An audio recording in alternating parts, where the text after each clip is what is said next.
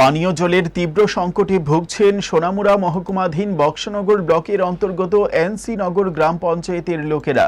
হর ঘর জল প্রকল্পে বাড়ি বাড়ি সাপ্লাই বসলেও সেইগুলি থেকে আসছে না জল।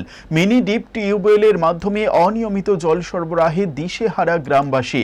মাঝে মাঝে যে জল আসছে সেইগুলো অপরিশ্রুত এবং পানের অযোগ্য।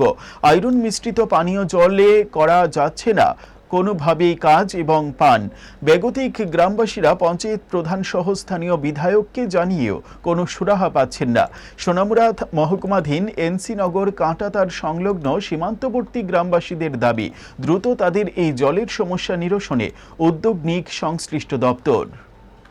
সাপ্লাই তো বয় দিয়েছে, ঠিক আছে, সাপ্লাই পানি তো খান জানাটি যে অবস্থা পানি লাল পানি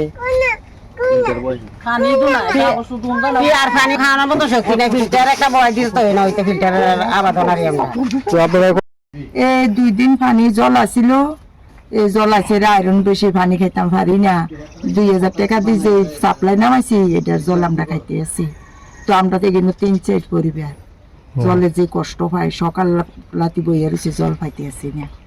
এর মধ্যে তারা নতুন করে সাপ্লাই নামাইছে। আমরা কিন্তু রাজ্যের পরিবার এই সাপ্লাই এতদিন দিচ্ছেও না, নামাইছে শুধু 2 দিন দিছে। এত আয়রন লাল গাল হলুতে ইচ্ছা লোক এরকম জল, এটি এত খারাপ।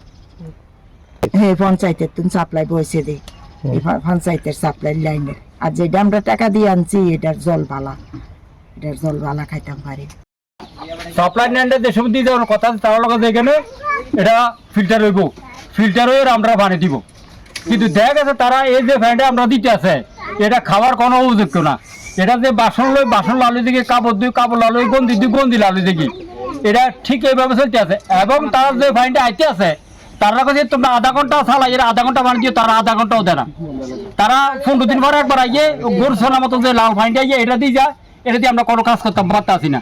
আর আমরা যে সামান্য যে একটা মোটর আছে 70 নম্বর একটা পার্সোনাল একটা মোটর দিয়ে রেখেছে